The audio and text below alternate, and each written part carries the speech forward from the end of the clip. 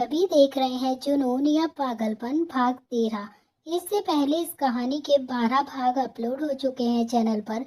Please आप सभी लोग वो भाग जरूर पढ़ लीजिएगा। तो आप सबने अब तक पढ़ा था, अवनी अपनी फ्रेंड रूही से मिलने जाती है।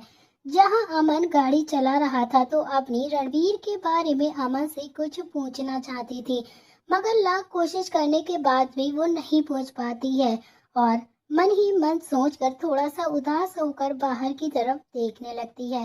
तो अब देखते हैं आगे।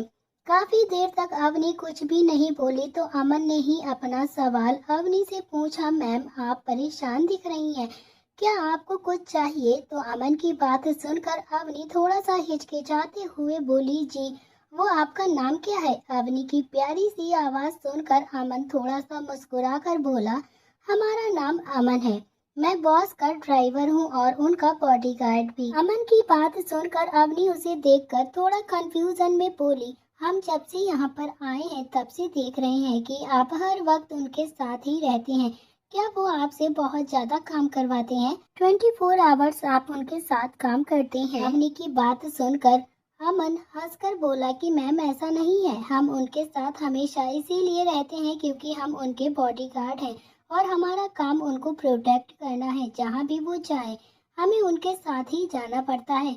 अमन की बात सुनकर अवनी अमन से बोली कि आप उनके बारे में क्या सोचती हैं, मतलब कि वो कैसे इंसान है, आपको तो पता होगा ना। अमन काफी ज्यादा प्राउडली बोला, एक्चुअली मैम बॉस ना बहुत ही अच्छे इंसान है, पर जब वो किसी काम को सीरियसली लेते हैं तब वो बस काम ही करते रहते हैं और उन्हें फिर कोई भी नहीं दिखाई देता। बाहर वाले किसी लोगों को नहीं पता कि सर कैसे हैं, मगर बात जब उनकी फैमिली की आती है ना तो वो सारी हदें पार कर देते हैं।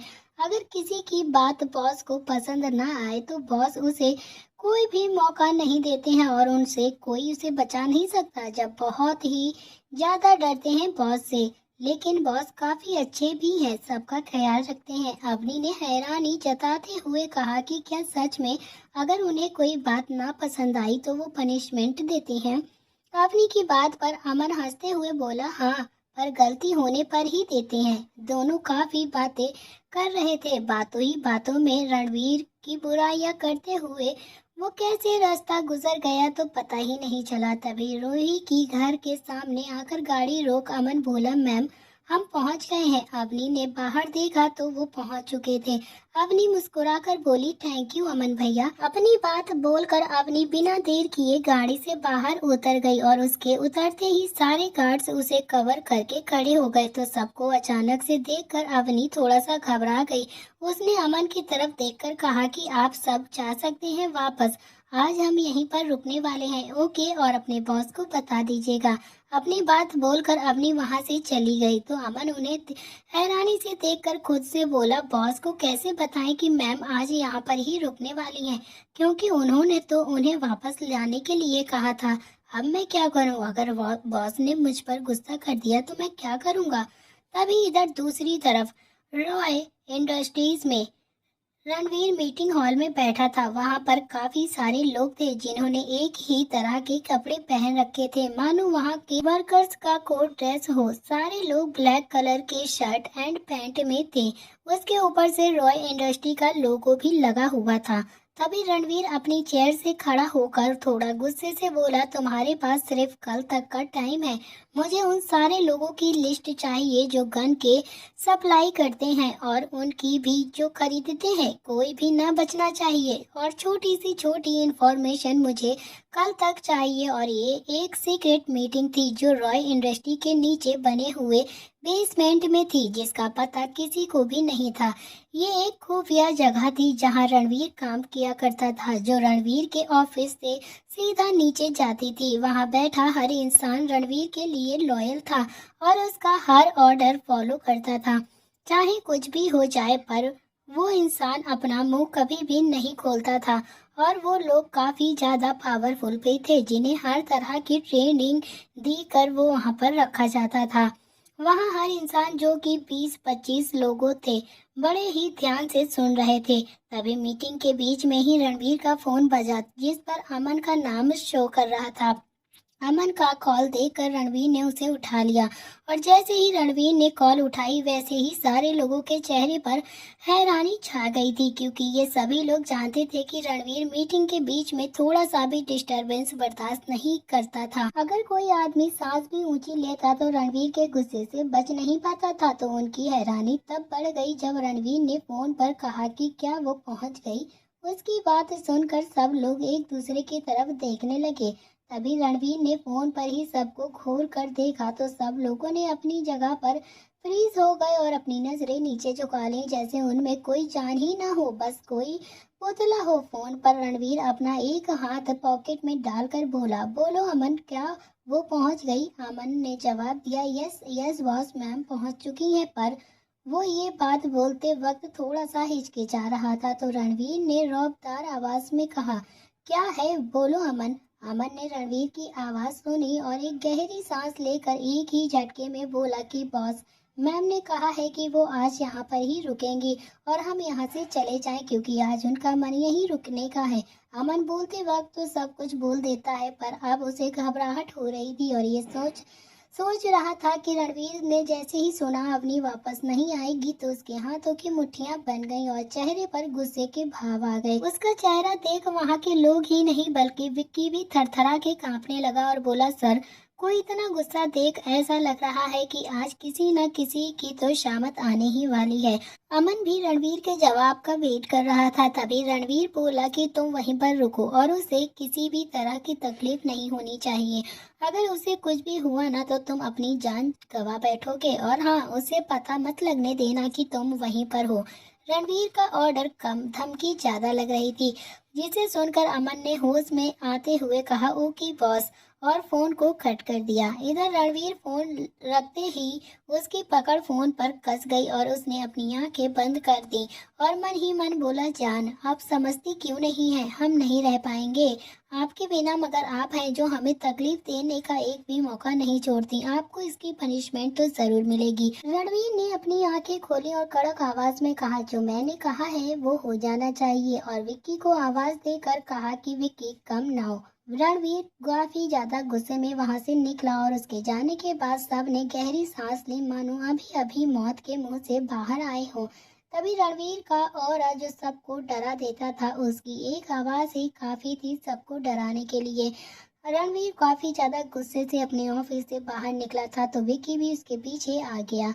इधर रूही का घर, अवनी रूही के घर के दरवाजे पे खड़ी थी और वहां जाने के लिए एक गेट था जहां पर गार्ड्स खड़े हुए थे। तभी रूही के पापा एक बिजनेसमैन थे तो ये लाजमी था कि वहां पर सिक्योरिटी के कड़े इंतजाम होंगे। अवनी वहां गार्ड के पास गई और बताया कि वो रूही की दोस्त है। तभी गार्ड ने भी बड़े ही आदर से कहा कि मैडम, आप यहीं पर रुकिए, हमें उन्हें बताते हैं।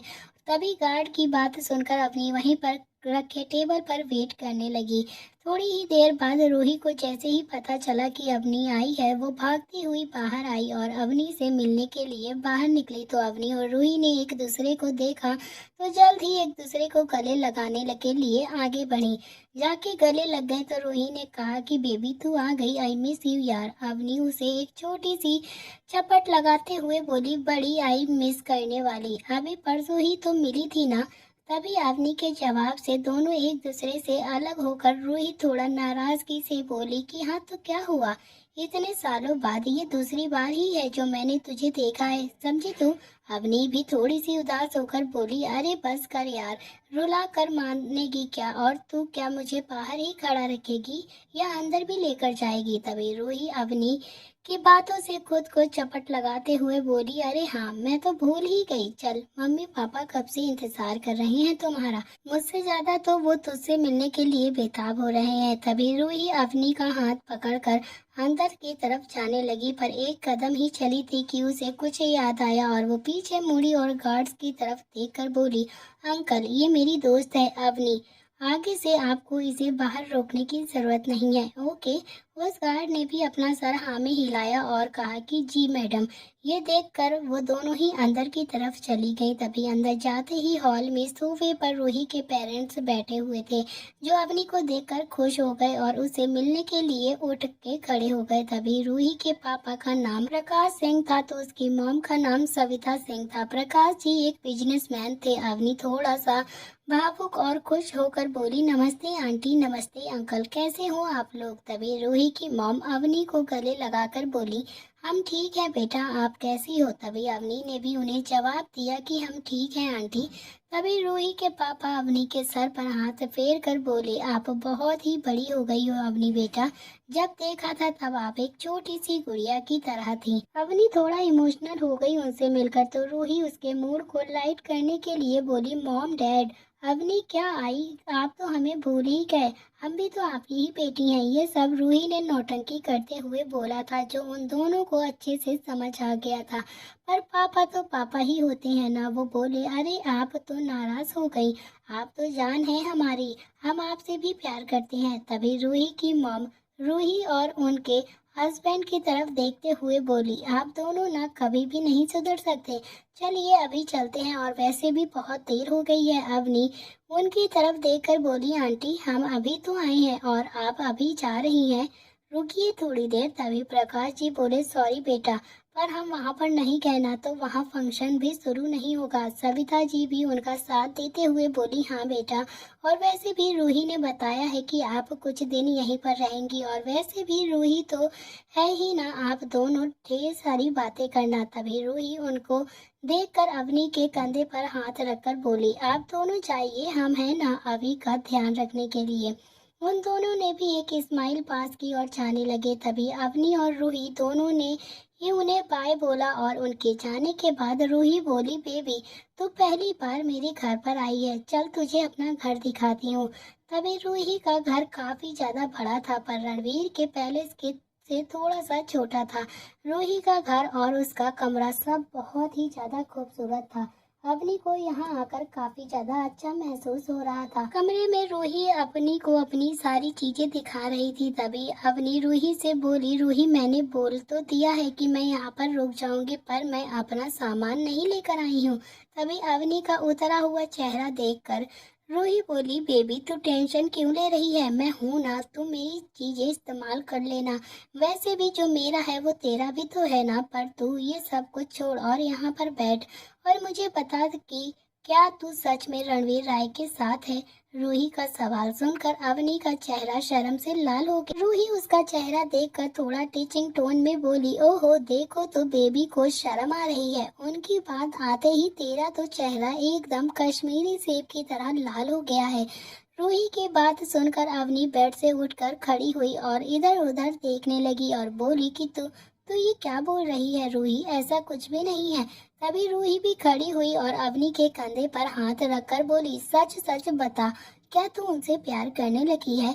अभी बेबी मुझे पता है कि तूने क्या क्या किया है वहाँ पर, मतलब रणवीर राय, मुझे उनके बारे में बता। रूही की बात से अवनी ने उसे सब कुछ बताया, पर रणवीर के बारे में ज्यादा नहीं बताया। तभी रूही भी जानना चाहती थी कि जिस वजह से वो अवनी को टचिंग टोन में बोली थी, अभी मुझे बता, क्या तू सच में रणवीर राय के साथ उनके घर में रहती है, क्योंकि मुझे यकीन नहीं हो रहा है, मतलब तू इतने बड़े हैंडसम और इतने बड़े बिजनेसमैन पर्सन के साथ रहती है, वो भी एक ही कमरे में। वाओ, उसका इतना ही कहना काफी था अवनी की हालत खराब करने के लिए। तभी अवनी की तो जब इंसान को खुद अपनी फीलिंग्स के बारे में एहसास ना हो तो वो दूसरों को कैसे यकीन दिलाए कि वो आखिर सोचता क्या है किसी के लिए। तभी रूही उसकी सबसे अच्छी दोस्त थी, जो उसके हर इमोशन को अच्छे से जानती थी। तभी अवनी ने भले ही उसे कुछ भी न बताया हो, मगर रूही उसकी आंखों में साफ साफ देख सकती थी कि अवनी रणवीर को पसंद करने लगी है। तभी रूही ने गहरी सांस ली और अवनी को बेड पर बैठाया और उसने अवनी का हाथ अपने हाथ में लिया और प्यार से कहा, अवनी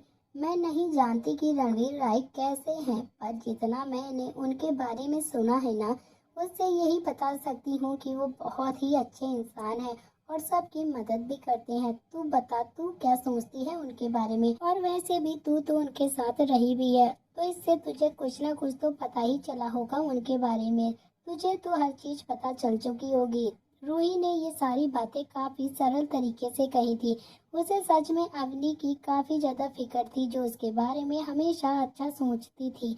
अवनी की खुशी मायने रखती थी उसके लिए, तभी उसके इमोशन मायने रखते थे। अवनी रूही का कंसर्न समझ रही थी, तभी उसकी बातें उसे हमेशा ही मोटिवेट किया करती थी।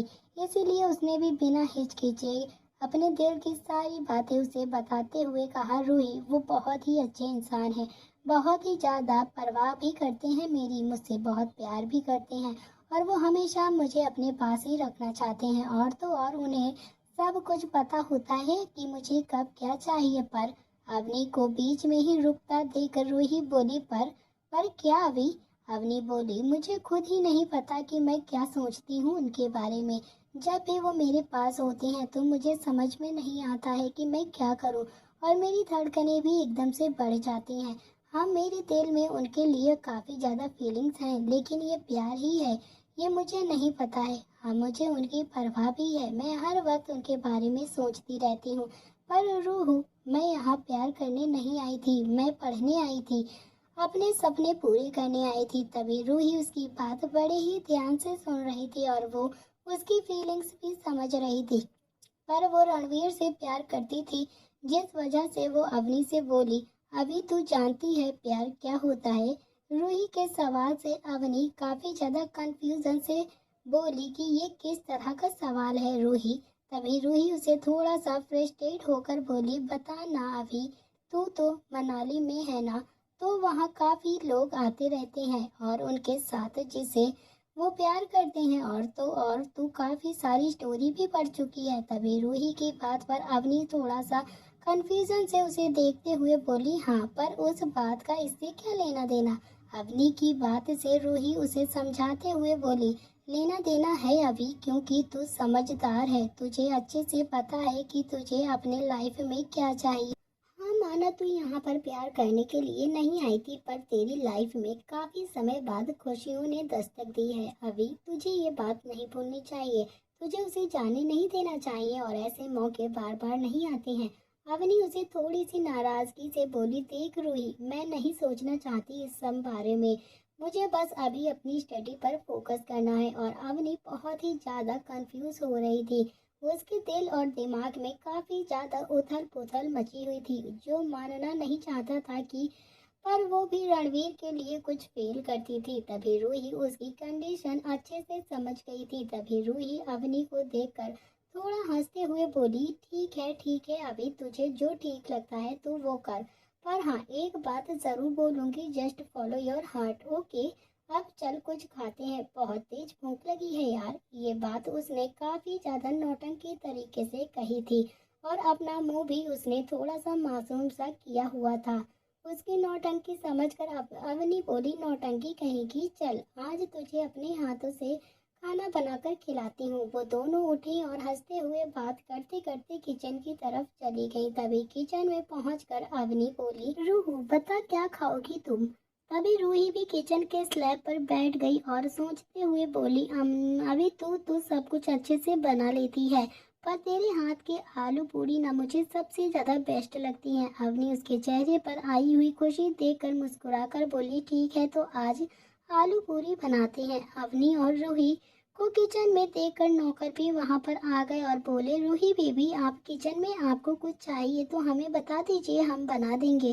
तभी रूही उन्हें देखकर बोली, आप लोग रहने दीजिए, आज हमारी दोस्त हमारे लिए खाना बनाएगी, आप लोग बस ये बताइए कि सामान कहाँ पर रखा है। तभी अवनी भी रूही का साथ देते हुए बोली, आप बस बताइए कि सामान कहाँ पर है, हम सारी चीजें बना देंगे। उन दोनों की बात से नौकरों ने भी उन्हें जो चाहिए था वो सारा सामान दे दिया और वहां से चले गए। तभी काफी देर तक बातें करते करते दोनों ने खाना बनाया, और दोनों ही बातों में माहिर थी और दोनों ही काफी शैतान थी। खाना खाने के बाद दोनों सोफे पर आकर बैठी और टीवी देखने लगी।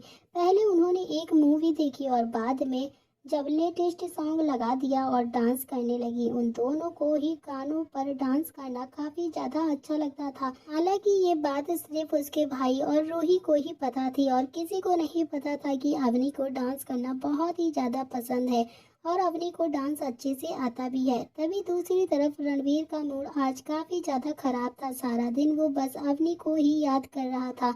अवनी की याद न आए इसीलिए उसने वो विक्की को बोलकर सारे प्रोजेक्ट खुद ही हैंडल कर रहा था।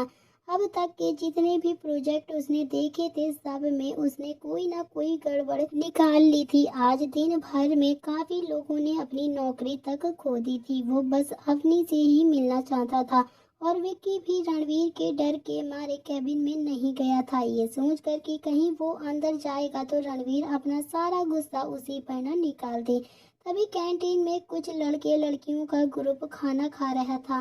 सब लोग आपस में अच्छे से बातें कर रहे थे। उन्हीं में से एक लड़की बोली, क्या तुमने देखा कि सीईओ ने काफी लोगों को आज काम से निकाल दिया है? और तो और उन्होंने ये भी कहा है कि ऐसे लोगों को काम पर ना लिया जाए।